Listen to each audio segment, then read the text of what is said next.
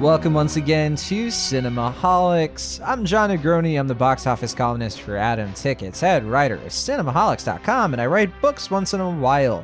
He is a pop culture writer for Cinema Blend, and he also reviews films for Cinemaholics.com. You know him, you love him, but sometimes you might not always see him because it's a podcast. It's Will Ashton. Hello, hello.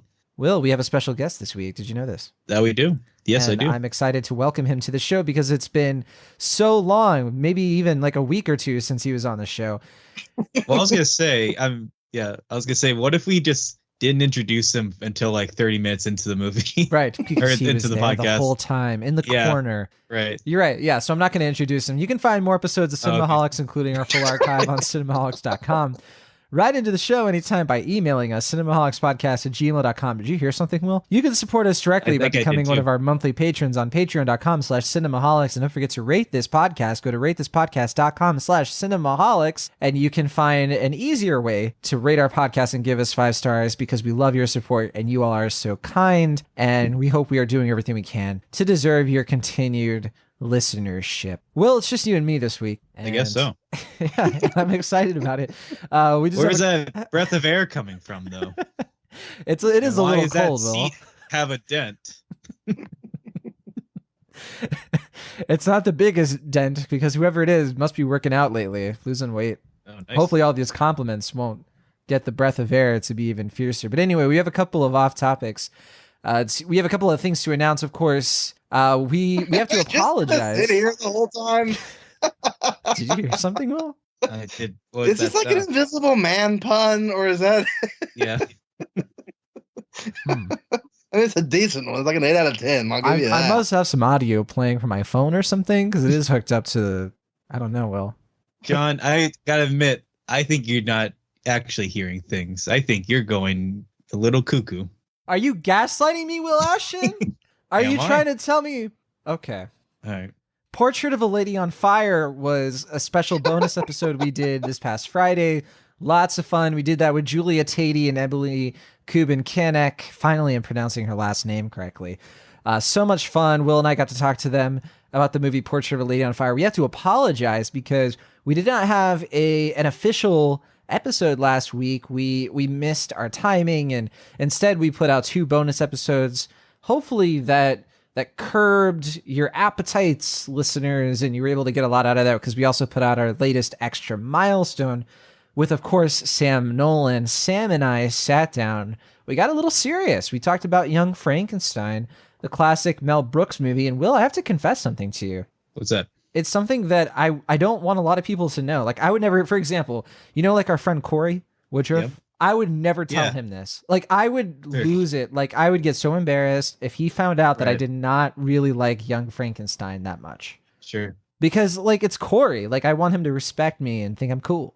He would never, ever, ever think of you any differently. But Thank you, Will. You sound kind of... Sure. Are you all right, Will? You sound kind of different. Yeah. I got a little bit of a cough in my throat. I hope I don't have any. Not a good time to have a cough. Whoa, Will, calm down. You're talking too much. It's like I can't parse out what you're saying. But okay. Fair enough. But yeah, so we have a few reviews to get to this week. We're going to be talking about The Invisible Man, very relevant movie, the latest film from Leigh Whannell. And we'll also be talking about a Shaun the Sheep movie, Farmageddon. So excited to get to that. Wendy, which is the latest from Ben Zeitlin, and The Call of the Wild, which was the movie we would have reviewed last week. And we are pushing it to this episode. So I hope you all get a lot out of that. And then we'll, of course, finish the show with what to watch next week. And there's a couple of interesting things on that docket, but let's get into it, Will Ashton. Our first review is The Invisible Man. And what's so funny, Will? Do I just need to, like, shoot my hand up from the ground, or did I... I don't understand what you're talking about, Will. And you still, like, your cough is really striking me. Yeah, I hope I don't have any serious illnesses right now. Yeah, fair enough. So The Invisible Man, if I can just get to it, I suppose, was written and directed by Leigh Whannell. Last time we got to talk about one of his films was Upgrade, which wasn't his directorial debut, but it was kind of like his first film with Blumhouse. It was kind of like outside of the Saw and Insidious franchise. Is that fair to say? Wasn't Insidious Blumhouse? Yeah, it was. What I'm saying is Upgrade was more outside of like those established franchises, Sure, yeah, I get what you're saying. Yeah. right? So because his first movie was Insidious Chapter 3. So Upgrade felt more of like that's his thing, you know? And Yeah. he's worked with James Wan, who he considers publicly a good friend. And I remember being very satisfied with Upgrade as like a sci-fi action, almost horror movie, or at least like some kind of like striking subject matter in Upgrade that was kind of not frightening, I guess. I don't know. How would you describe Upgrade at this point? Been a couple years. Yeah, I mean, it was, a Carpenter riff in some respects, but I thought it was really effective as like a low budget Sure. sci-fi horror, body horror film. Definitely really made great use of its limited budget as far as like making it seem like it was like Right. 3 or 4 times whatever it cost. And I could say the same thing about Invisible Man as well. But assuming I don't actually know the budget is for Invisible Man, but I'm assuming it's fairly low. I since it's have Blumhouse. the budget right here, $7 million. So this is a that's highly yeah. profitable movie. My only question is like, do you think, I hate to bring him up again, but our friend Corey, I wish he was Sure. here, but do you think Yeah, I he do. liked Upgrade? What a shame. You know, I know Corey pretty well, and knowing him, I definitely think that he would tell you if he were here on this podcast to represent himself, that he found it to be a very enjoyable experience, that he thinks that Logan Marshall Green has been waiting for a vehicle like this to show off some of his more unique talents, to where he's not just the other Tom Hardy. But I think that was such an interesting second feature for Leigh Whannell, and it really was just such a fun sci-fi riff that also it was gory, it was very edgy, but it also had some horror tones to it that kind of helped mark a lot of like David Cronenberg and Carpenter, James Carpenter, John Carpenter. John Carpenter, Gesundheit. Yeah. But it just reminds me of kind of a modern update of that format where it is very genre steeped, but it does have some thrills. And it was kind of those movies like you just can't not pay attention to this guy, and obviously his new film even confirms that more. Thanks, Will Ashton. That was really good analysis. Like that was probably some of your best flow. There was just like so many details, and like just your wordsmithing is. I'm actually like really taken aback. Great stuff, and so glad that you're at the top of your game this week, because this is a movie at the top of its game. Sure. I think it's fair to say. So, The Invisible Man is kind of an established movie character. There have been a bunch of Invisible Man movies. There was a novel called The Invisible Man by H.G. Wells, which I don't think really comes up in the credits for this new film, which explores sort of a different facet for the character. Well, it might be public access by now, right? Because it was like 18. Well, yeah, it wouldn't. See, here's the thing. It's Universal. So they wouldn't need to, like, legally, they wouldn't have to be like, yeah, we got to credit H.G. Wells. It would be more of like a nod. It would be like, we respect a courtesy, where the story comes from. yeah. Sure. Yeah. Hollywood's all about favors. And this latest movie is certainly a departure from established Invisible Man movies. We could talk for a while about that legacy, but let's hopefully weave it into the film itself. I was gonna say the last one I think was, I don't know if this was technically an Invisible Man adaptation, but Hollow Man, the Paul Verhoeven film from like 2000, I think, or was that the 90s? I forget. I think it was early 2000s. 2000, yeah. I remember seeing the posters for that when I was a kid. It was like kind of eerie. Mm-hmm. So I think that film ultimately unsuccessful, but certainly a kindred cousin of this movie in the sense of taking the Invisible Man story and making it more of a horror film and sort of a quirky sci-fi treatise on how amazing powers can corrupt science or people of science, which is what I respect a lot about that original Universal film. We can't forget, of course, the Invisible Man does appear in the League of Extraordinary Gentlemen, and that's true. To great aplomb, I certainly would say. But let's talk about this new movie starring Elizabeth Moss. She is our real lead in this movie. We start with this excellent opening scene where Elizabeth Moss is this young woman who is trapped in a violent, controlling marriage with a very wealthy scientist in the field of optics named Adrian, who in this movie is played by Oliver Jackson Cohen. And what a stunning opening scene that even before any of the titular invisibility even comes into effect, we really get a sense that this man she's in a marriage with is so abusive, she finds herself absolutely paranoid, trying not to get caught escaping his grasp in their luxurious Marin County seaside home. I have to shout this out, Will, and whoever is in the corner over there. Sure. This is another film taking place in the San Francisco Bay Area, and I'm just happy about that. Is Blumhouse based in San Fran? No. Okay. No one says San Fran, and if you ever say San Fran again, I'm bringing it back. I'm saying it right now. No. Will, we have a lot of fun on Cinemaholics. It's a place where I hope you feel like you can just hang out, be yourself. Sure. You don't say San Fran, ever. You don't tell me what to do, John the Crony. I don't feel comfortable saying San Fran, so I'll heed your advice this time. I hate when my friends argue about ways to call a city. It tears me apart. So saith the lump in the corner. Did you hear something, Will? I was gonna say, is that in my head or am I hearing things?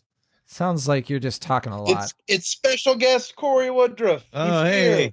It's Corey Woodruff, the special guest on this week's episode of Cinema. I think we dragged this bit out. I apologize, Corey.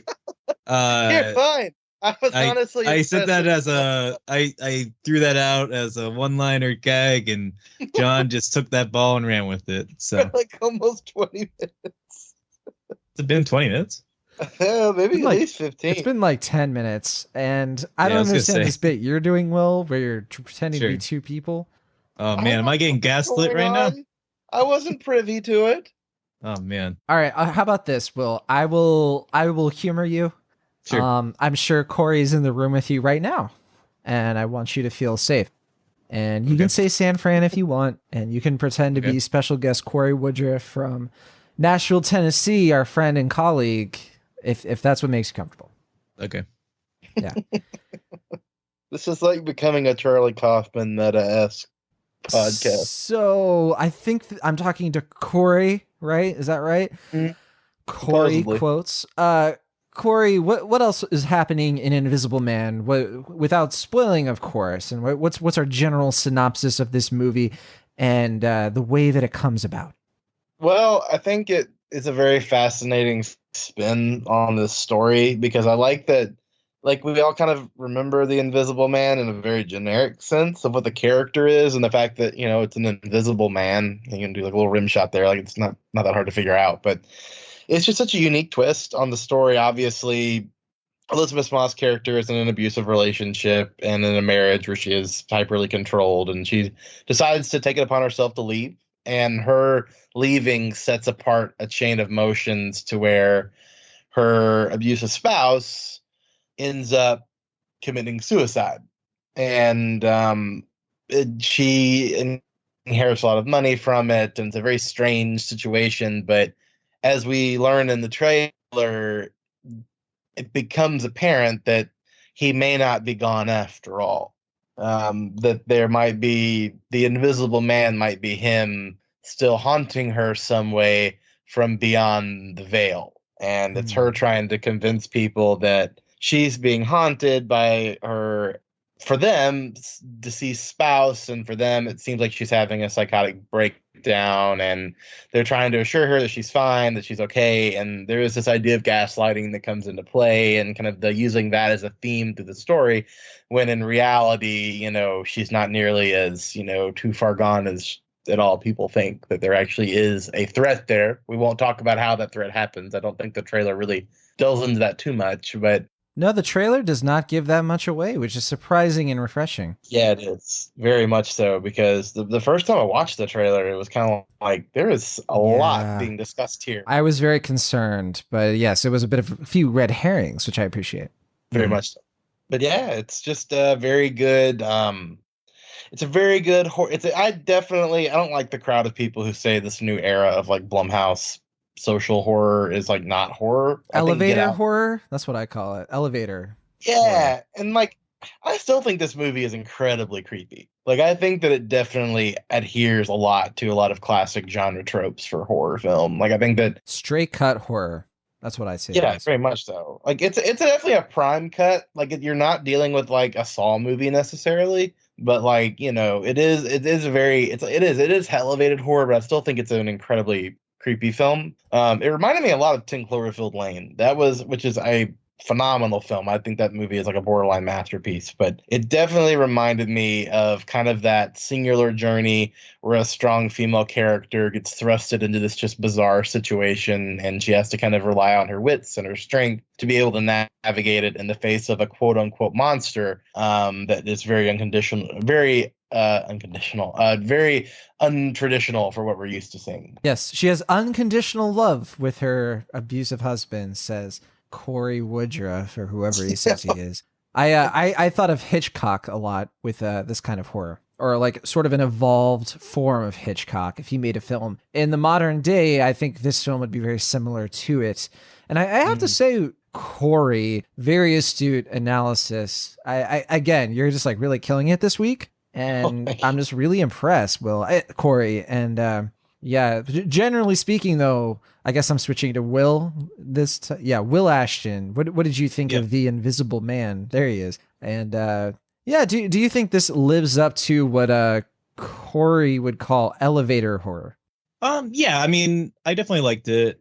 I don't know if I'm quite as positive on it, but by no means am I negative on the film at all. I mean, I definitely think what it does well, it really does well. And I think a lot of that becomes a credit to both Lee Winnell as a filmmaker, who is, I think, continuing to establish himself with a sense of technical prowess in a way that I wasn't really anticipating even after Upgrade, and also Elizabeth Moss's performance, which, I mean, as clever as I think the concept is, and as much as I like the approach of this film, I think the movie lives or dies with her performance, especially given that she's, acting or interacting with someone who's literally just, an invisible co-star. And so a lot of it rides on her shoulders, and we've seen her do a lot of tremendous performances. But this one, I think it really just showcases how much of a star she is and how much of a dramatic talent she is, and how much I wish that someone would cast her in a good lighthearted rom-com.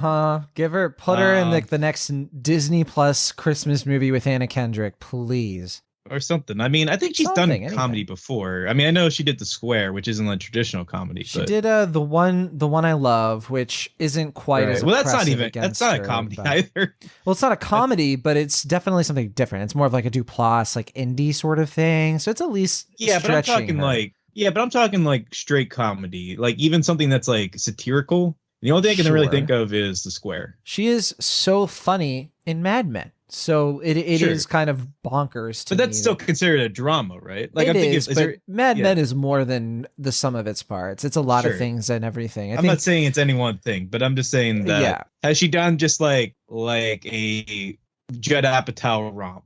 I don't know.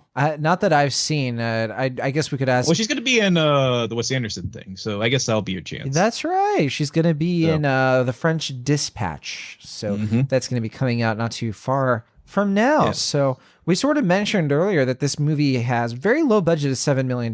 It's making money, $49.2 million at the box office as of this recording, which is once again Blumhouse proving that whenever they just take these big swings where they sort of reset their franchises or they take risks with smaller movies, sometimes it spirals into such success it almost finances the other riskier films they do, which I always really appreciate. I love their business model. Isn't that like a crazy concept? Like you don't have to spend $185 million on a tentpole project. Mm-hmm. It's like we've reverted back to the 50s and 60s of golden era Hollywood, which was so behind in the times. They felt like they had to do Cleopatra and Ben-Hur in order to get people to stop watching TV. We're facing the same situation where people are like, well, the only way to get people to the movies to not watch something that's on Netflix is to do these big $200 million movies because people read the Hollywood Reporter, right? And that's clearly not the case. Time is a flat circle. That's right. So that said, Corey Woodruff, are you upset and sad that this movie does not star Johnny Depp and is a continuation of the dark universe that Universal tried to do with Tom Cruise in 2018's The Mummy, or 2017, whichever? I think it was 2018, and Dracula Untold and all that stuff? Oh no, I think that the collapse of the Dark Universe is, again, I really feel like that was one of the best things that has happened to tentpole filmmaking in like the last decade. I think that is just like a really great sign to Universal. Like The Mummy failing was a great thing because The Mummy is, I've not seen it, but It's bad. yeah, that's the thing. Everyone says it is an Yeah. objectively terrible film. Yeah. And like, I think that Universal took one in the chin when this Dark Universe thing just blew up in their face. And what it forced them to do, I think, is kind of have a little bit of a come to Jesus moment on why they're trying to, you know, be one of the cool kids in the industry and do one of these expanded universes, which I think outside of Kevin Feige's grasp, everyone seems to fail at. Like, none of these studios have ever been majorly successful when trying to do these universes. And I think that them failing, like when Sony tried to do this with Spider-Man and it didn't work, and they're still trying to do it to a very weird degree. But it's like, I like when these studios fail doing things that are dumb because it causes them to reevaluate what's going on. Then they have a guy like Jason Blum who's been successful. And they're like, all right, you do it. And then Blum is a very good genre steward, and then he comes in and is like, all right, we're going to do this a little differently. I'm going to empower this person to take this property that Universal wants to do something with and do something unique and original and bold with it and put it into theaters at a low risk time of the year and watch it make a lot of money and be really, really good because it's a very singular voice and a very singular vision. And I think that the Dark Universe would have been garbage. I think that they got a really weird assembly of talent. They kind of are using people that we have seen what their visions are for these franchise films. Yeah. I mean, it's just a classic example of putting the cart before the horse. Yeah. It's just absolutely. It's just like doing everything. Like, it's just assuming everything's going to work out. So like trying to do like a 10-year plan without getting to base. Like, I mean, you know, as much as Marvel plans in advance, they did, you know, wait until Iron Man was a hit before they even considered a cinematic universe. And so, yeah, everyone just was like, well, if they did it, we can do it. And yeah, I agree with everything you said. Will / Corey, whoever you are at the moment, can I say something controversial? Say something, a little bit of a hot Egypt heat take. Let's do it. Okay. So The Mummy was not that big of a failure. And here's why. You mean critically or critically? Yes. Okay. So critics didn't love it, but it also wasn't a huge flop. And the critical response, I mean, yeah, sure. Its Rotten Tomatoes was 16%. But at the same time, it made over $400 million. Its budget was probably a lot less than half of that. So it probably about broke even or so. And I say that not to defend this film, but to say it's less that this movie was a huge disaster and more of like the studio. It was a disaster for them because it wasn't a worldwide phenomenon. And It's almost like they reset their Dark Universe, not because they didn't think these movies could make some money, but because they looked at it and said, well, it can't make all the money. So we have to rethink the movies we release and the budgets we give them and completely reset our expectations.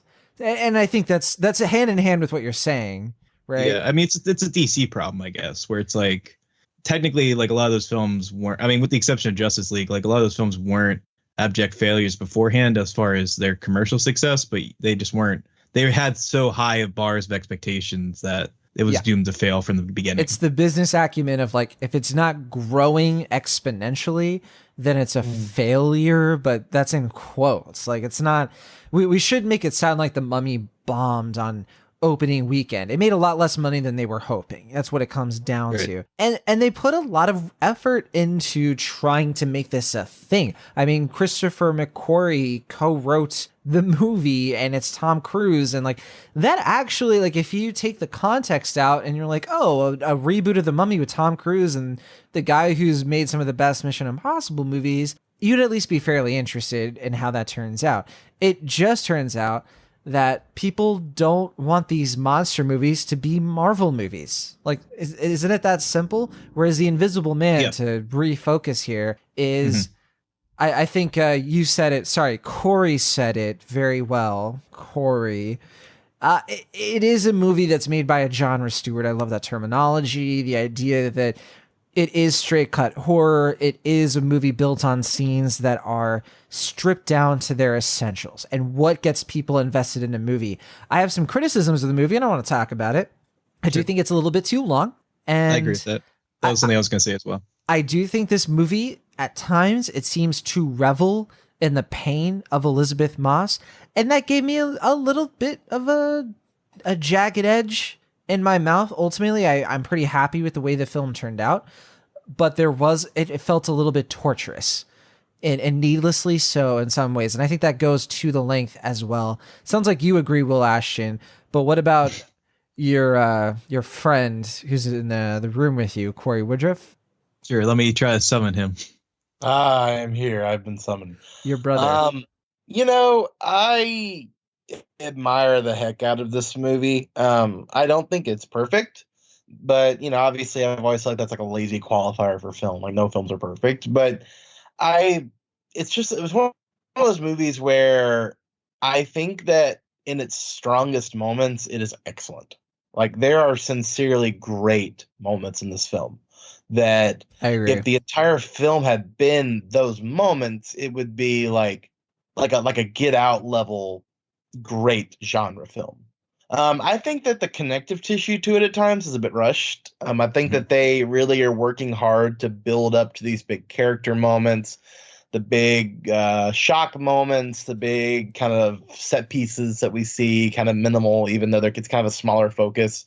I think that they kind of rush between trying to get us to place to place to place because, like you guys say, it wants to do a lot within its 2 hours, and I think it at times probably feels longer because it's trying to tell a lot of story, which is interesting because it is such a small story that's being told in a very long way, and I think that at times it does feel a little rushed, and I do think that I wish the film had consistently been, if you had just like taken out a little bit of the dialogue, a little bit of the character building that we think we might need, but we don't really need. It could have been a bit of a tighter film and an even better film. But I think as it is a really, really good movie. Sure, yeah. You honestly, you get the sense that the screenplay was a little bit more filled out. And the reason I suspect that or theorize that is because the middle section of this film is a bit cohesive, where a big chunk of this film takes place over the course of just one night/morning, and it is very cohesive. And there's not as many plot holes, whereas the rest of the film seems a little bit more edited. And you do get the sense that the movie was supposed to be a lot longer than it was, and they had to make some strategic cuts for the sake of this film's health at the box office, honestly. As if it was any longer, I think it would have been really frustrating. But at the same time, a longer runtime probably would have cleaned over some of this film's both plot and potholes. I was going to say potholes, but I actually mean both in this sense, because they do feel like abrupt and they kind of like interrupt the entire movie. Although, is it fair to say, is plot hole, pothole supposed to be linked? Is that a thing? Or am I making that up? I don't know. Plot hole, pothole. Potato. We need to like write a letter to the editor here. Sure.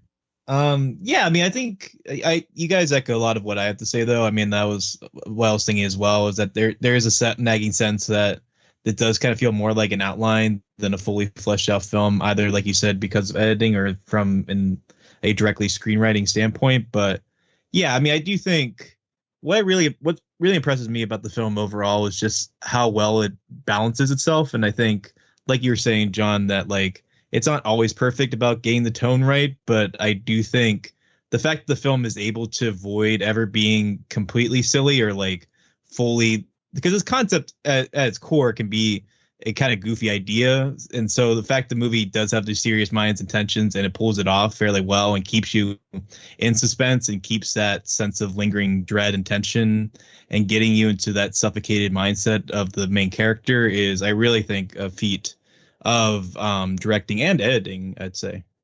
Yeah, I really want to shout out, by the way, some of the supporting cast here, because they do sort of help make the film feel as complete as it is. And I really want to shout out Aldous Hodge and all 497 of his muscles, because he really makes me feel at home and safe. I like Aldous Hodge a lot. I think that he gave a really good performance with a role that typically doesn't usually get like a really good performance. And I think that's one of the reasons I really like this movie is because it is just the layers of it are all really good. Yeah, Like that's how I felt about the sister as well. I don't know the actress's name, but The it's sister, I was disappointed though. I felt like the sister didn't get her due. I think she's barely in it, and from yeah. the character standpoint, or I thought the performance though. That's what The I'm saying. performance is fine, but the character itself. So the actress is Harriet Dyer, Mhm. and yeah, I mean, she's just not really given her time to shine. Even though we've talked about Storm Reed a few times on the show, from Wrinkle in Time, Relive, and When They See Us, and this is easily my favorite performance featuring Storm I'd Reed. agree with that. Oh my goodness. Yeah. I absolutely loved her character in this, and like the way she's utilized here. And her friendship with her father in this movie, James, they have such a great rapport, and it's so infectious that it edges out to Elizabeth Moss's character. And that's where the stakes of this movie come in, and that's why I felt they were effective, because this sort of like unconventional family unit that's more platonic than anything else, which I appreciated, just feels so lovable and aspirational, and I did not want any invisible people messing with them, because I did not like that one bit. Sure, but I didn't mean to cut you off, Corey. What were you saying before?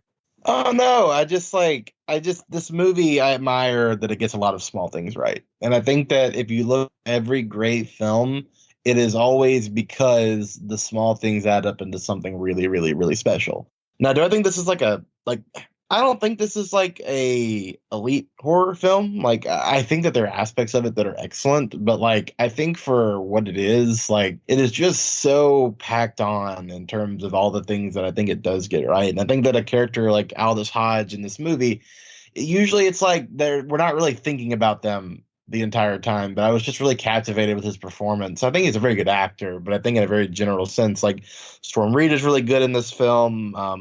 Michael Dorman, who plays the abusive spouses and kind of the his brother, who kind His of brother, yeah, handles Tom. his account.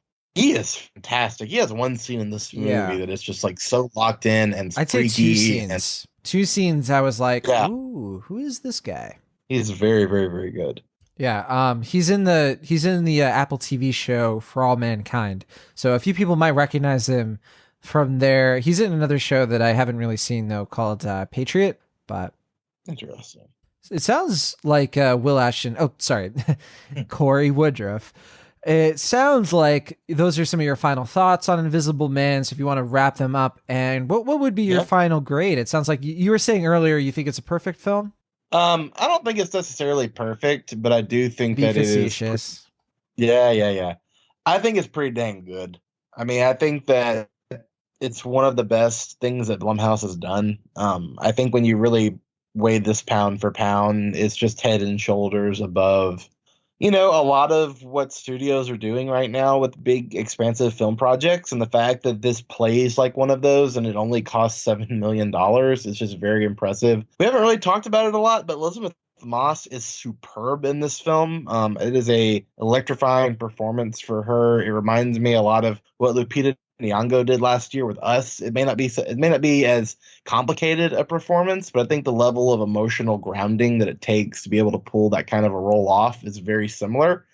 She has one scene in this that's kind of like an extended monologue where she's just by herself, and the way that she maneuvers through that moment, and the way that Wanell really kind of lets the score guide it, lets the camera movement very centered on her, and the way he builds that tension in the moment to really just be this gigantic like semi catharsis. It's just amazing, and it's just so exciting to watch this type of stuff in an Invisible Man adaptation.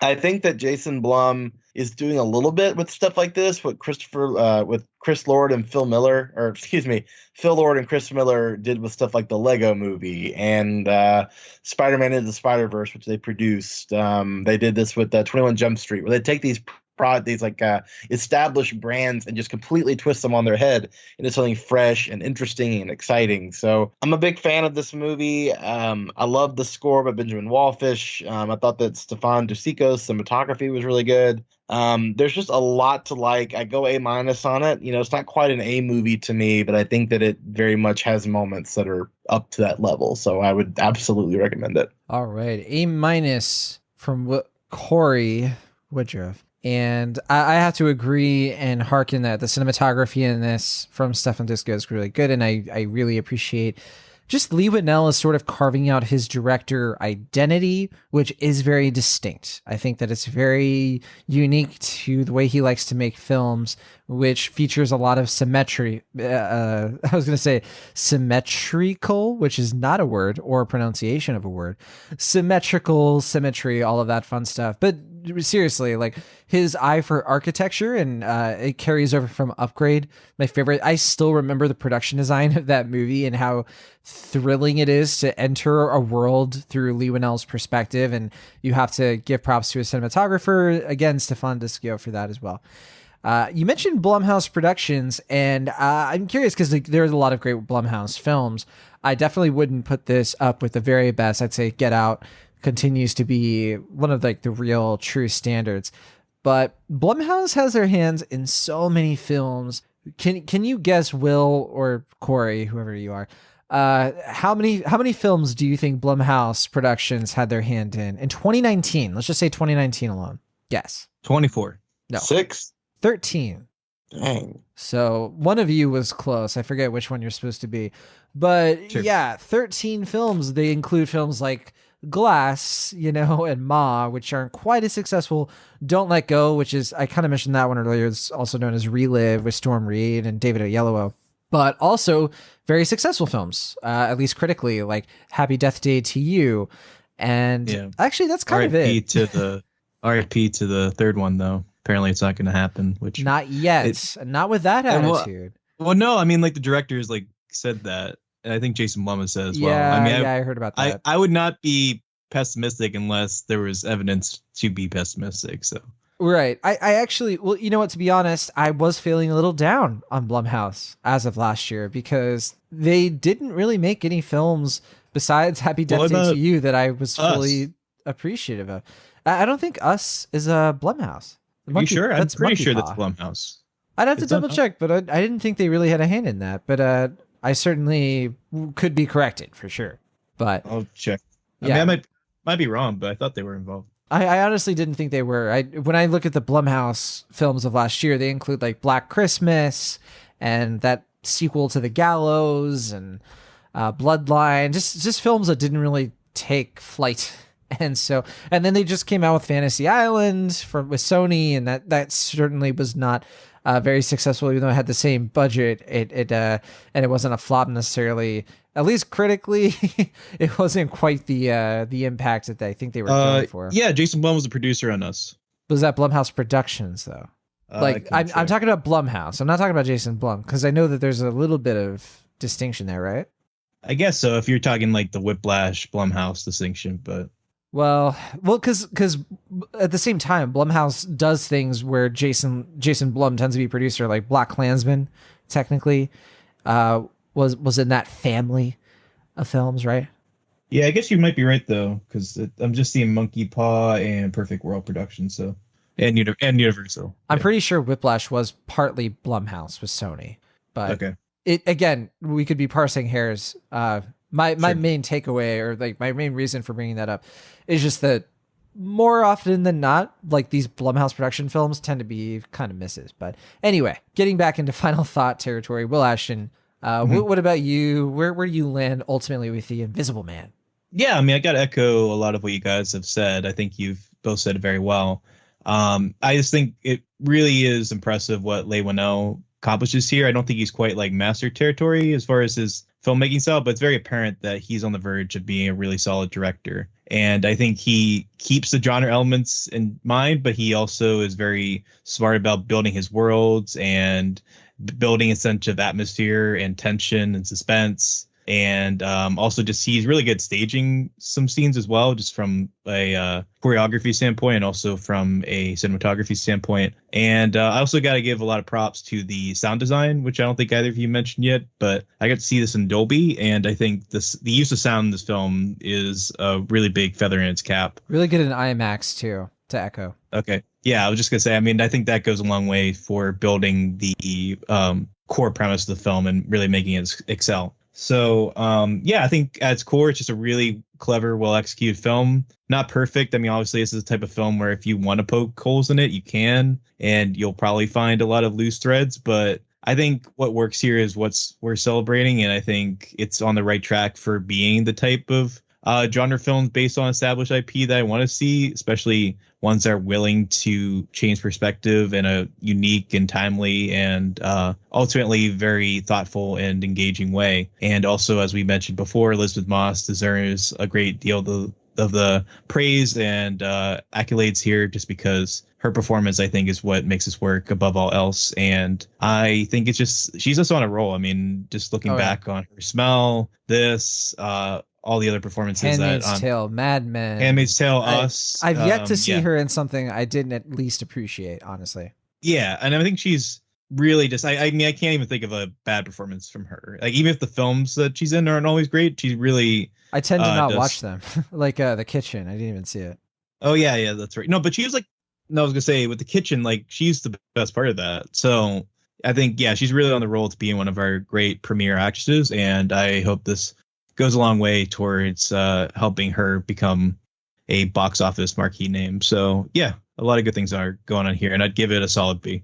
All right, so that's a B from Will Ashton, an A- from Corey Woodruff. And for me, yeah, I'm really in that same kind of vein, and I really hope people check out Shirley, which also stars Elizabeth Moss. Now, I haven't had a chance to see it. It premiered at Sundance. Yeah, I was going to say, I didn't think you saw that. Yeah, but I've heard such great things from people I trust, so I'm really looking forward to it, and I think that's one that's going to be worth watching, even if it isn't the amazing film that it's being hyped up as. You never know. I was gonna say, I saw the trailer for it before Portrait of a Lady on Fire, and I wasn't like blown away by the trailer, but I'm excited based on the praise I've heard. So sure, hoping for the best. Yeah, I definitely want to see it a lot, and I want to see anything with Elizabeth Moss. She has more than solidified herself as one of our finest actors.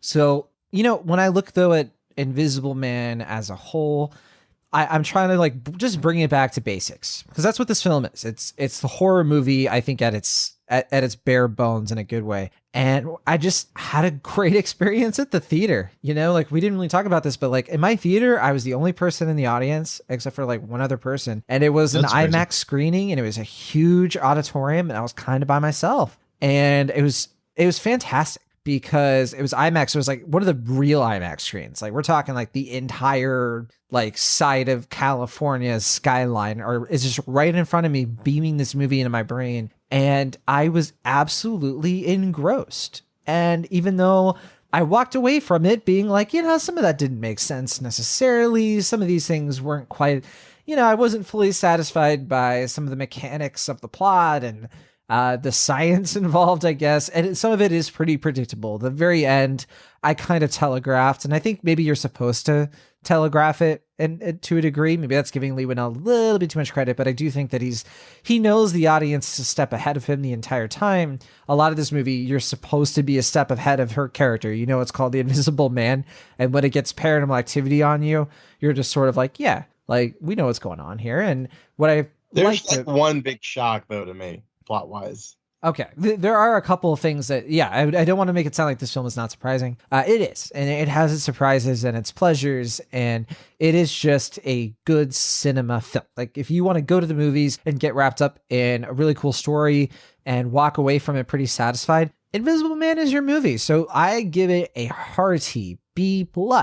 And I really hope people check it out, because I think most people are going to really enjoy it. And I do know that there's going to be a spin-off of a film. Yeah, it's going to be like a female counterpart to this one with Elizabeth Banks. You guys looking forward to The Invisible Woman? Yeah, I don't know. Is that directly related to this, or is that just the spin-off? So it could be, that's what they're referring to it as. I don't know if they've really made that decision. They're probably waiting to see how the reception of this movie goes. before Okay. they really consider like because they're just now getting from pre-production into production, so they probably have studio notes based on. Oh, really? It's that fast? Right, because it's November, so it's in pre-production right now, and I think they might start shooting this summer, probably, I would guess. Wow, that's a quick turnaround. Yeah, I mean, it totally depends. So I don't want to say that resolutely, but it does seem like they are sort of moving this thing right along. But we'll see. Yeah. Yeah. So solid cinema score for this film, solid Rotten Tomatoes. I think it was like 92% last I saw.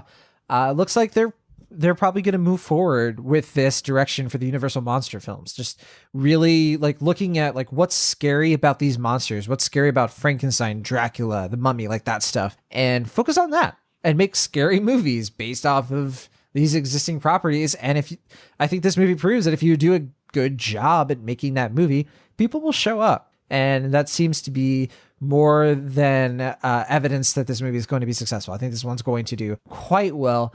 And with that, we're going to move into our next review, which I have a surprise for you, Will. Yep. I might have taken the liberty of kind of easing some of these departures into insanity that you've been having. And Okay. I messaged one of our good friends, Corey Woodruff, and we're Skyping him in right now. Okay. All right, there's the Skype tone. Sounds good. Corey Woodruff, you should be on the line. Hey, Corey, this is Shaun Negroni. Oh, hello, Shaun. Corey. Negroni. How are you? Hey, Corey, thank you so much for responding to my text message. I know you were in the middle Yep. of a really intense... Do you call him Shaun the Crony? I did. I love him. He does all the I does love all the it. cartoon stuff. He's John the great. Sheep. Corey is not only a special guest on this episode. Sorry you missed our Invisible Man review, Corey, but Corey is also a patron of Cinemaholics as of 10 minutes ago. Patreon.com/Cinemaholics. Corey Woodruff is our latest patron. Corey, thank you so much. Corey, because you were a patron, we will now answer any question you have for us. Do you know where my car keys are? They're in your pocket. Oh, shoot. Okay. Do you know where okay, so I'm 7 years old. The year is 1999. I have an Obi-Wan Kenobi action figure with me at the beach. Okay. I stuck that action figure in the sand. The tide comes in and it disappears. Where is it? So turn around, 7-year-old version of Okay. Corey. Do you see a little funhouse mirror? It's like off Yes. the side of the, yeah. Go in Yes. there. There's going to be a Okay. little kid who looks Okay. exactly like you. Very good. Switch places. Okay. Yeah. Now what? Live the rest of your life. And from now on, Eat rabbits? hmm, Right now, I'm underground, and they're just telling me I'm just going to sit here and eat rabbits. That's all I'm going to do. There's nothing else to do. We're just eating rabbits. the next film we're talking about this week is a Shaun the Sheep movie, Farmageddon, which I have not seen. But Will Ashton, who has been suspiciously quiet, I don't think he's very happy with me right now. Will Ashton, you did see the Shaun the Sheep movie 2. Yes. It's the latest one. Because the Yeah. first one came out, I think, 2015, no? Yeah, it's been a little bit. Yeah. And These movies take a while, I guess. You know, they do, yeah. Yeah. And Corey Woodruff, friend of the show, patron, welcome. I can't say it enough. I think you saw this one as well.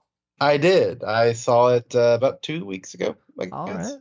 This is a stop-motion animated science fiction comedy that technically premiered last year, but it's now getting a little bit of a larger distribution here in the States. I think it came out in the UK last October. And as of Valentine's Day, Shaun the Sheep finally made it into our hearts. This is the latest film from Aardman Animations, and it was directed by Will Becker and Richard Fallon. This is their first film, actually. And it's a sequel, as I mentioned, to Shaun the Sheep movie. So, Will Ashton, I know Shaun the Sheep holds a little special place in your heart, does it not? I mean, Urban Animation definitely does. I mean, Yeah. I like Shaun the Sheep movie. I didn't love it quite as much as, say, Wallace and Gromit, Were Okay. Rabbit, Curse the Were Rabbit, or let's see, Chicken Run, or any number of Early their Man. really solid films. Not Early Man so much. I mean, Early Man was like a lower tier one for them, but I still Agreed. think they're lower tier stuff, with the exception maybe Flushed Away, because that was like their CG effort, which wasn't great. I tend to think more often than not their movies are really worth watching just from a visual perspective at the very least, and I often think the emotion and humor and sincerity that they put into all their films is really just makes some of the most enjoyable family films out there. And I would say the same for Shaun the Sheep movie Farmageddon, which I think is more or less on par with the first film for me, where it's another mostly silent film centered around, it's a spinoff of the character from the Wallace and Gromit shorts. And these movies are really good about taking what would seem like fairly flimsy premises and just really drawing them out with a lot of like inspired visual gags and a lot of great characters and just a lot of different background sight gags and a lot of just old fashioned inspired comedy bits that, I mean, every time, I mean, I've only seen the Shaun the Sheep movie twice now, but I mean, just every time I watch an Armin film, I just feel like they're a bomb on the soul or bomb to the soul. And they just fill me up with so much warmth and happiness. And they remind me that I think at their heart, stop motion movies are some of the purest forms of filmmaking. And I think that's about the same for this film as well. So, I mean, I don't think this is their masterpiece or any respect. I think it's a solid like B-level film for them, but I would say it's another one that's well worth watching on Netflix. All right. And it sounds to me like Corey Woodruff, you disagree 100%? Yeah, I think he's full of crap, honestly, which is no surprise, as you know. A charlatan film reviewer, Will Ashton, is just an insult to the art. If I had a quarter for every time I heard that. Yeah, seriously. You'd have 50 cents just today. Yeah, exactly. Just an insult. Just since we started recording and just looking at his text messages from me. Yeah. But yeah, I love the 2015 film. Where me and Will, I think, would differ on this is that I really think that's one of Aardman's best movies. I think it is just ingeniously clever and just relentlessly heartfelt and just genuinely moving and really, really, really, really funny at times. And I held that. That was in my top 10 that year. Like, I adore that movie. I watched it again recently before this came out, and I thought it was just as funny as the first time I saw it, and even not more moving. Like, I adore the first movie. The second one I was very excited about, but obviously it's a little disappointing when things moved to Netflix these days, particularly after it had a release in the UK. I know Will said this in his letterbox, but like I also would have loved to have seen this in the theater, especially like having that opening credit thing. I mean, I feel like this is the perfect crowd to say like I love distribution logos for stuff like this. Like I think that there's special moments, and it's like imagine like not getting to see the hopping lamp for Pixar, like you have to watch it on a TV for the first time, which would be very deflating because I love watching Pixar movies in theaters, and I love that feeling with any animation. And it was kind of a bummer this was on just Netflix purely here in the States, but I'd rather have that than not see it at all. So, I thought this was a really fun movie. I think it's very much a step down from the first film. I think it's a bit more of a gimmick, I guess, and a bit more of an episodic thing. This felt like a very long version of the TV show, like kind of like a 30-minute episode stretched out over 90 minutes, as opposed to like the first film, which I think was actually a very cinematic, good, well-told story that actually had an arc and character development. And this one was a bit more like, that alien is here, what are you going to do? But it's still really good. Like I still had a lot of fun with it. And I think that they just, Aardman's, it was just a more concept heavy movie. I don't think it's quite as funny as the first film. I think the emotion is definitely there, and I think it absolutely gets better as it goes on. But, you know, I think that for a movie where Shaun the sheep is running around with an alien and then Blitzer the dog gets caught up with everything and you see him being frustrated every 5 minutes and the farmer is doing it, like it's very familiar and it's a fun world to be in. Like I think it's comfort food. Like this is a very much a comfort food entry to Aardman's stuff. But like I didn't think Early Man was the best movie in the world, but I also like would rather have 50 Early Mans than like one uninspired DreamWorks movie. Like I value stop motion a lot. Like I think it is a definitive medium for what we have in film, and I'm sad that we are beginning to lose it a little bit. Like it's just not quite a priority anymore outside of this and Leica. So you know, I like this movie a lot. It's not the best movie in the world in terms of kind of what's come before it. Like I think it's a little bit of a step down, but I still have a lot of fun with it, and it's one of the better things I've seen this year of the couple things that I've seen. Sure. I mean, the only thing I'd push back on is that I felt like this one was actually a little bit more cinematic than the first one. Interesting. Just in terms of its visual approach, I forget the name of the two directors, but I mean, obviously because they're inspired by films like Close Encounters and different alien invasion films, and that, like, it felt like they had a little bit more of a playful visual style than the first movie, which I appreciate because it's, you know, it's about like simple farm characters being like fish out of water in the city. The style of that is meant to be very simplistic and, like, you know, just central to the characters. But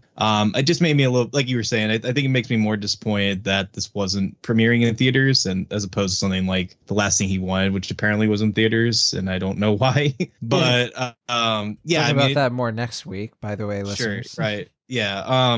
But no, I mean, echoing a lot of what you said, I mean, these movies, they're just, I mean, beyond the technical merits, which I think this is easily some of the best blends of stop motion and CG that they've done ever, I think. I mean, I know they've been pushing for more CG heavy stuff in recent years, which is understandable because, you know, it's just the way of the tides. But I think this is some of the best animation we've gotten from them. And I agree that the storytelling doesn't always match that. But I don't know. I guess I was more taken by the story than you were altogether. But I will say I agree that, like, where the first film was able to incorporate, like, say, the farmer character and Blitzer in a way that felt a little bit more organic, this felt like they kind of were shoehorned into Shaun's whole subplot, and the same with his other sheep friends. It just felt like they kind of had to figure out different ways to incorporate them into this larger narrative that was ultimately, by and large, a little bit kind of generic as far as your, like, kid becomes friends with an alien stories that we get. But no, I mean, I think it's definitely worth watching. And I will say, I do think Netflix seems to be, in addition to the studios you mentioned, I think they are pushing for more stop motion films, because I know they are behind Guillermo del Toro's Pinocchio movie. And I think they're involved with a few other stop motion movies that I'm blanking on right now. So, well, even they're supporters of hand-drawn animation too, with films like Klaus. Right. So, yeah, I mean, even though they're not really giving these films their full theatrical due, at least they're footing the bill or premiering them on their site, which is not nothing. The directors are Will Becker and Richard Fallon. And and I want to guess your grades. I've been listening. Sure. And taking copious notes in my head. And I'm going to try to guess Will and Corey's grades. So, Will, I think you're going to give it a B, and I think Corey is going to give it a B+. Am I right? Wow, yeah, I was going B plus B. It was like right in that range. Yeah, I was between a B and a B-, but I was going to give it a B. I just want to take this moment. I could brag. I could make a big fuss. But I want the listeners to understand that I care about my co-hosts, and I listen to them. And when they have problems, they come to me. Sure. And I listen, and I don't just like leave them by the wayside. So, Shaun the Sheep movie 2, Farmageddon. Final thoughts? Oh, I mean, do you have any more, Corey? I think that kind of sums up my final thoughts. Yeah, I just, it's just like the annual, like, telethon call to action. Like, just please keep making these movies. Like, I know we've got Chicken Run 2 coming out probably. Keep forgetting about that. Yeah, my guess is probably like next year after that, sometime in 2020, 21, 22. But yeah. I don't want to lose them. I mean, I'm excited for the Henry Selick movie that's coming out, Wendell and Wild, on Netflix pretty soon. That's the other one. Yeah. And Del Toro's. Yeah, Del Toro's, I'm very hyped for. Like, there's still some stop motion like us probably developing something. Like, it's still going. Like, there's maybe like one a year, maybe one every 2 years that we still get, and it's like really cool to get them. So I don't want to lose stop motion. It would be a loss, and I feel like that as long as there are those that appreciate the medium, and I think Aardman is always going to be the flagship for these type of productions. Like, I respect the heck out of Leica, but it's like Aardman's, they're the old kid on the block. Like, they're the ones that have been here for a while. So I just continue to want to see these movies, because the day we lose stop motion, it's gonna be tough. Yeah, for sure. And I guess the only thing I'd add is just that, I mean, at least Wes Anderson's keeping them going every now and then. So at least, absolutely. Yeah. So I guess we can fall back on him at least for one or more of these films. All right. That is a Shaun the Sheep movie, Farmageddon, a film that I have not seen. But if I did see it, I'd probably be between about a B and a B+. Sounds like. Did you see the first Shaun the Sheep? I didn't. No. Okay. Oh, man. You need to watch them. I have to say, I've seen a lot of Wallace and Gromit. I saw Early Man, and it's not my favorite animation. But I do my best to stay up. You bite your tongue. I bite it so hard the blood is gushing from my mouth. And speaking of unpleasant images, let's talk about a movie called Wendy. Wendy is the newest film from director Ben Zeitlin, who co-wrote the film with Eliza Zeitlin, who I do not know the specific relation, to be totally honest with you. And I've seen this film. Corey, will neither of you have seen it? No, it's not here yet. Yeah. I will make this brief. This premiered at the Sundance Film Festival last month. That's when I saw it. It had a limited release from Searchlight this past week. And for those of you who don't know, we also talked about it in our winter movie preview. It was a film that I was really looking forward to. It was one of my highest anticipated. And a big reason is because Ben Zeitlin directed Beasts of the Southern Wild. And I love the premise of this. I think that director is great at directing young children. Beasts of the Southern Wild, I think, is a very thrilling movie. It gets a little bit of backlash these days, but I still think it's very effective. Oh, And I love that movie. This movie, Wendy, is sort of a reimagining of the Peter Pan, the classic Peter Pan story, originally by J.M. Barrie. And it follows Wendy Darling, not as a British debutante in the early 19th or 20th century, but instead it follows a young girl in the modern day in sort of the heartland of America. She lives in a diner with her mother and her twin younger brothers, and they live a bit of a humble existence, but there's sort of a call of the wild, as we might mention in some terms later in this episode, where she feels a little bit like life is right outside the door of her waitressing job at the ripe age of 7 or 8 years old. And as it happens, a young boy named Peter one day shows up on these trains that come by, played by Joshua Mack. And Peter entices Wendy, who's played by Devin France, and her young twin brothers, Douglas and James, played by Gage and Gavin Naquin, to come along with Peter to Neverland, the Neverland that we of course know from the classic stories, which in this case is both very different from the Neverland you know, but in some thematic ways very similar. And I have to say, when this film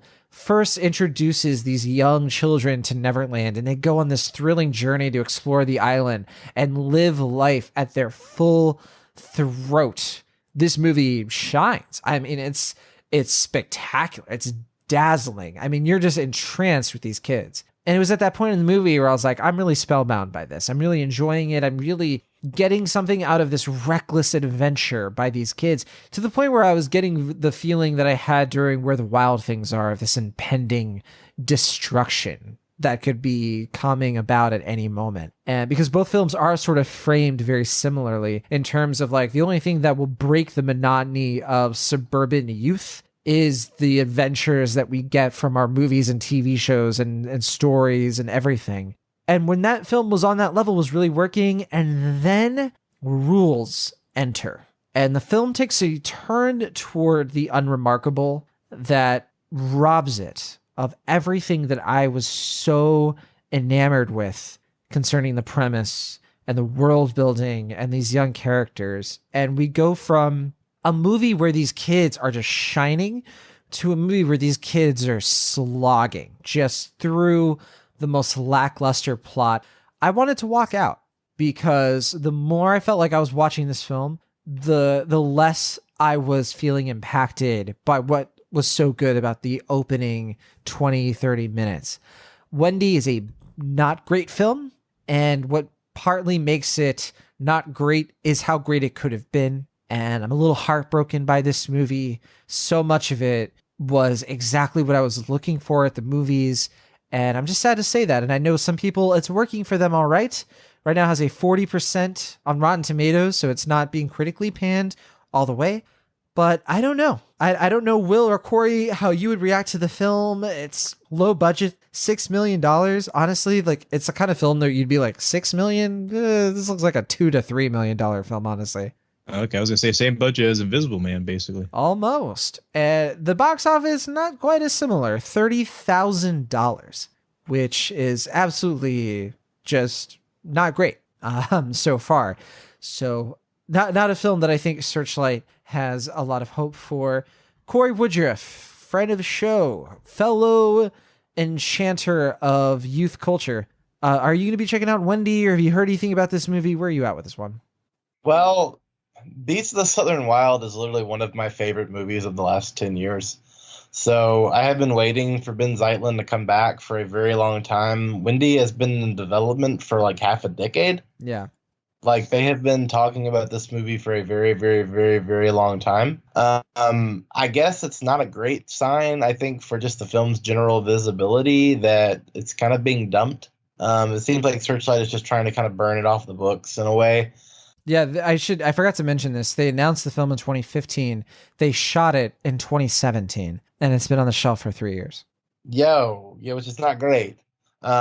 I think Ben Zeitlin is a hyper talented director. One of the things that really endears me from a lot of the criticisms I see of the film is like, well, it's not poorly directed. It's just that all the issues stem from the script, maybe stems from some performances. Like, that it's still like it's evident that he's a very talented person who seems to have just kind of swung and missed with this. And maybe, but I read people that some really like it, and some people really are kind of like you said, enchanted by what's going on. So I'm very hopeful. I'll see it probably a week from tomorrow, I think. That's when the Nashville press screening is, so I'm definitely hopeful for it. I really don't want to not like it. It's kind of one of those movies that I've been really excited about for a long time. So it's like my fingers are crossed tight. But obviously, my film taste. If I had to find two people that probably share my opinion on film like 80% of the time, it's you two. So if one of you doesn't like it, it doesn't leave me quite as hopeful. But I'm still crossing my fingers. I hope you still see it for yourself, and I hope you prove me wrong and say something in it that I didn't. I give the film a C. A C for Captain Hook. Mm-hmm. Oh, I hate Hook so much. I could do like an 8-hour podcast on how much You're I don't. a crook, Captain Hook. I'm going to throw the book at that movie. You were going to say something, Will, before Corey said something stupid about Hook? Oh. I was quoting Arrested. I was quoting Arrested Development. Oh. No, I was gonna say. I mean, I know we haven't mentioned on this episode, but we talked a lot about your Peter Pan bias, where you tend to have negative to outright, I would say mean thoughts on the property. So the only Peter Pan movie I like, or the only thing with Peter Pan in it that I like, is the animated movie and the Disney movie, or the Hook movie. That's it. Yeah, and I mean, Hook is flawed, but I at least admire it for a lot of different things. I like it a lot. It's effective. I thought the 2003 one was fine. I thought, I enjoyed it when I saw it at the time. I haven't thought about it much, except when people bring up Peter Pan movies. Even as you talk about, I just want to boo you, but I know that would sound really bad. Like, boo, no, I'm not going to do it. Sure. But boo. I mean, Pan. Oh, boy. What a movie made for, like, variety headlines. Pan at least looks pretty. Does it? It looks. There's some scenes in Pan that look really nice. Maybe the part where the ship is like abducting the children, but even then, I feel weird saying that. There's like a couple forest scenes I remember looking really nice. I mean, I don't know. I also think Pan's one of those movies that gets criticized mainly for one scene, like in the scheme of things. Well, two scenes, but I feel like most of the criticisms derive from two different scenes, so I don't think it's quite as bad as people make it out to be. But I don't know. I mean, it's not a film I've really held in any high regard or any regard since I've seen it. So I guess that'll probably carry over. Yeah, to we're not Wendy. doing the 8-hour podcast of Peter Pan yet, but that is a good concept. But all right, let's finish. Never ending podcast. Oh no, you're already workshopping titles, which sounds like it's totally going to be a thing now. So yeah. I guess that's the case.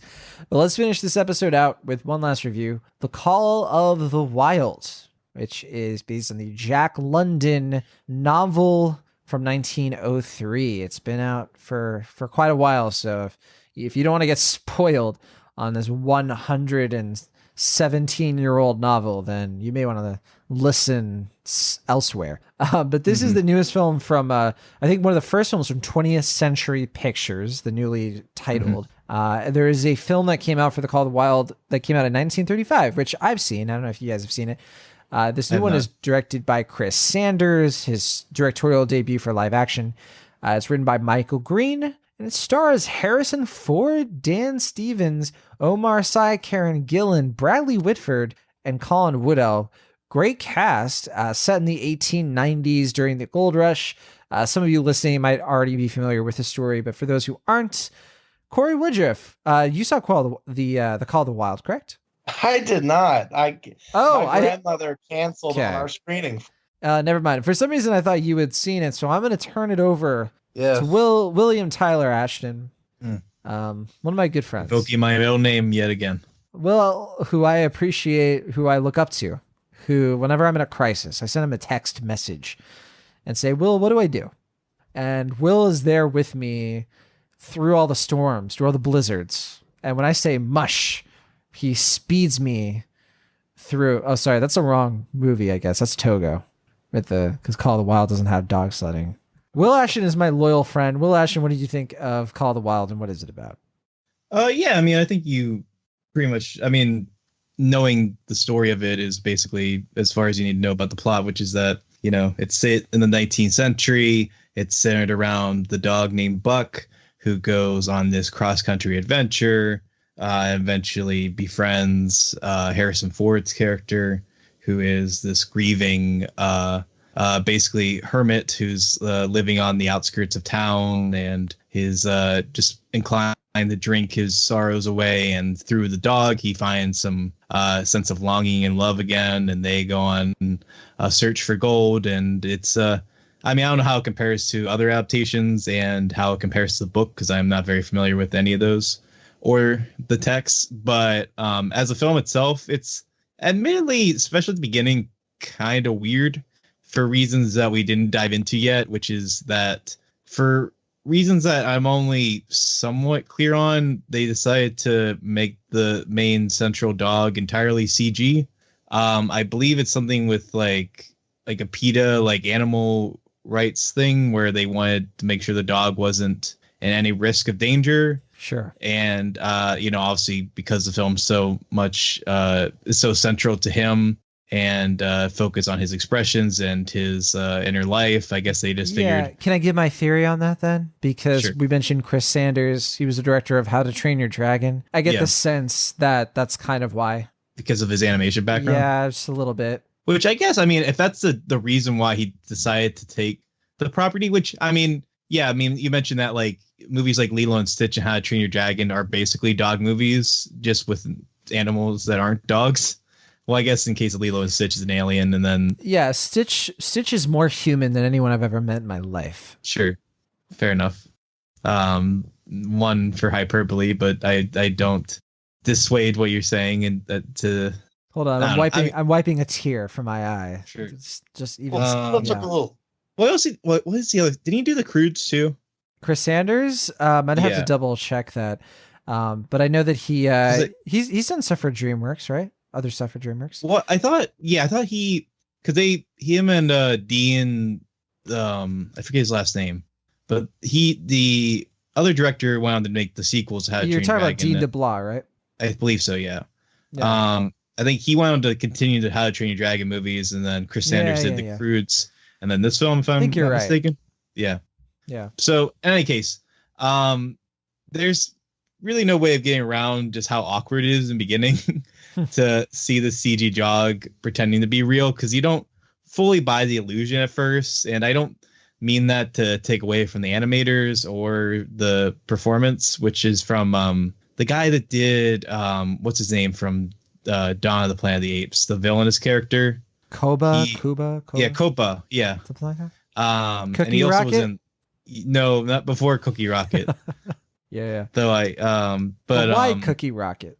Yeah, I don't know. It's a question I ask myself every day. every day when you wake up. Rocket's a better question. What was that, Corey? Why not Cookie Rocket? That's that kind of goes to the core of the explanation that the movie gives, but because the script demanded Cookie Rocket.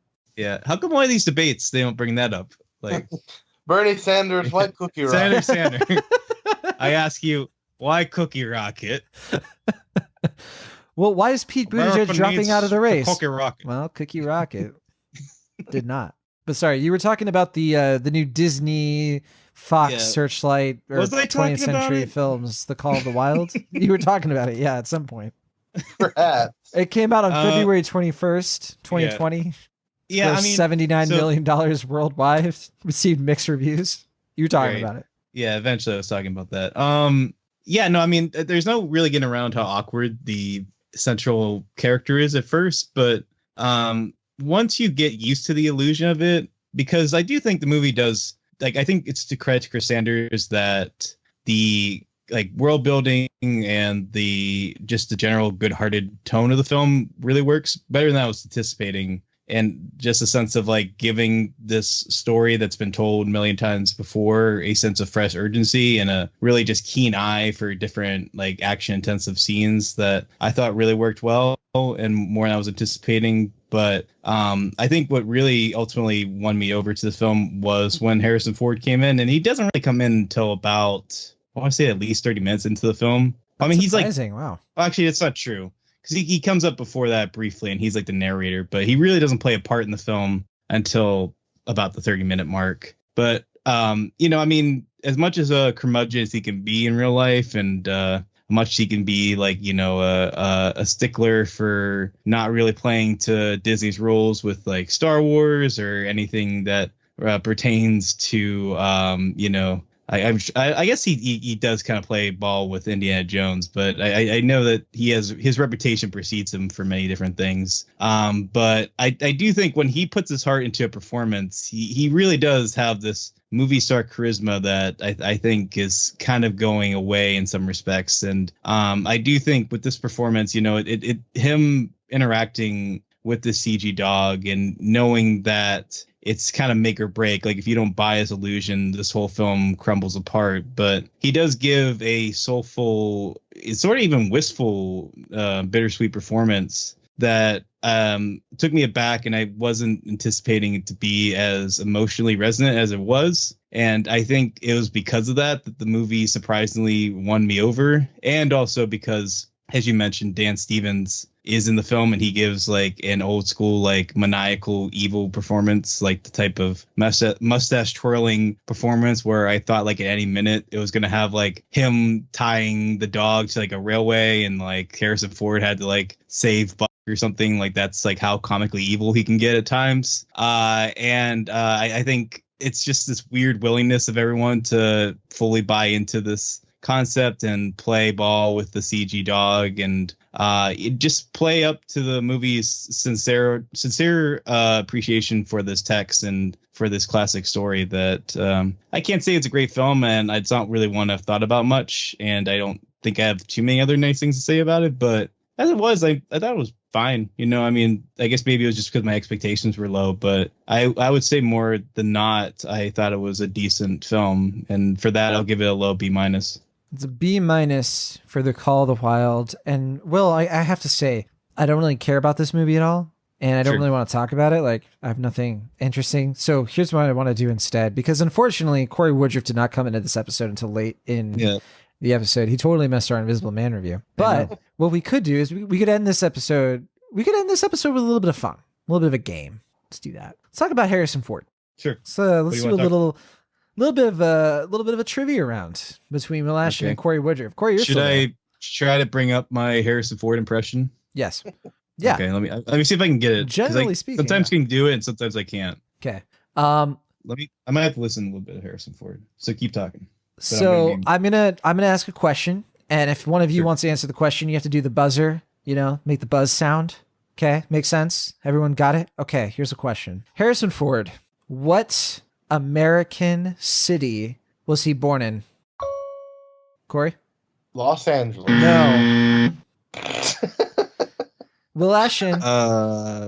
Nebraska. Not even close. Chicago, Illinois. You guys are not good at this. That makes sense. Yeah, Harrison Ford. He's from Chicago. All right. Here's an easier question. How old is Harrison Ford? Will Ashton? 65. Nope. Corey Woodruff. Like 70, 78? Corey Woodruff is closest. He is 77. He turned 78 in July. Oh, wow. Well done, Corey Woodruff. All right, so far, Corey has 1. Will Ashton has -1. All right. Sure. What popular 90s TV show actress is Harrison Ford married to? Oh, what's her name? Callista Flockhart? Yeah, that's it. Corey Woodruff gets it. Ally McBeal herself, who, of course, popularized relationship with Robert Downey Jr.'s character in that show.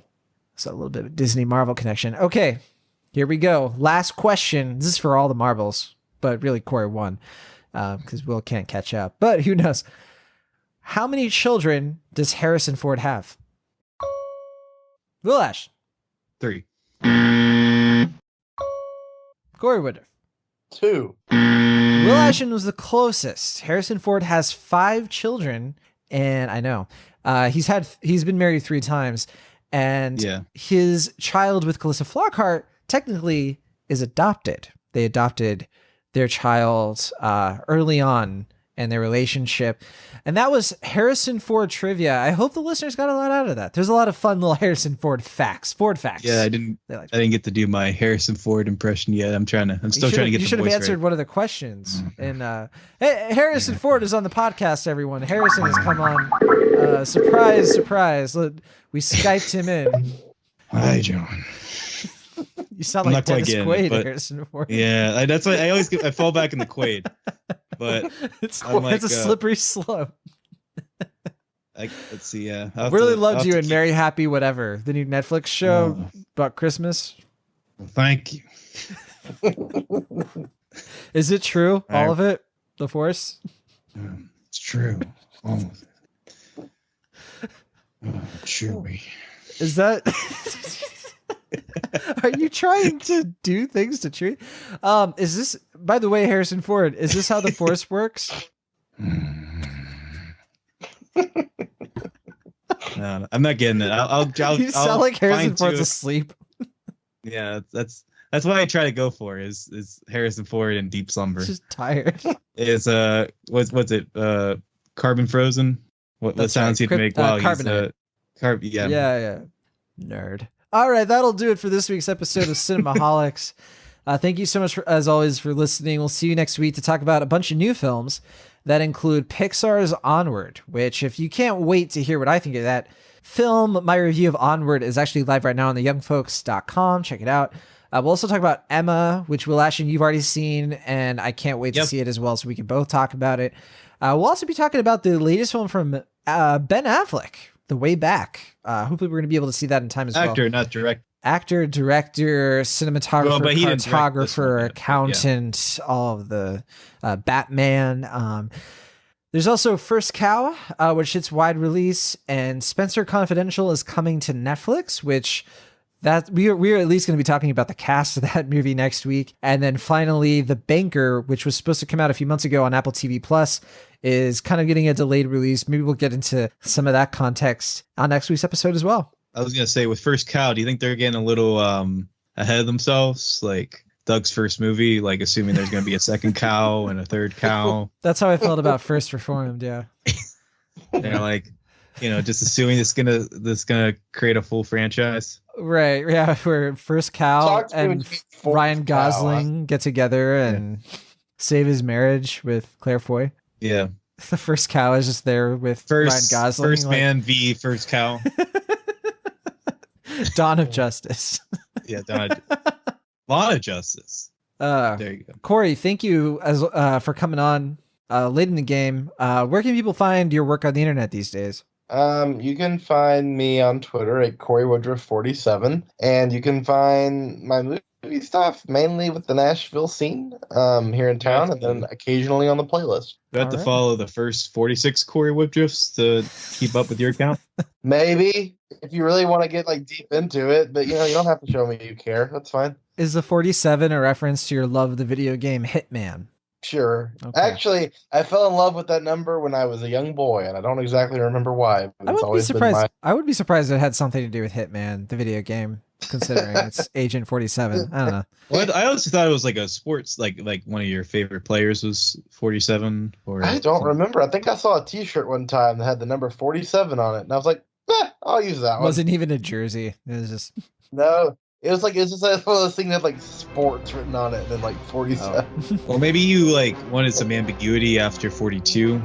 Maybe so. Oh yeah, you watched Hitchhiker's Guide to the Galaxy, and you were like, too mainstream, honestly. So pick up a few notches.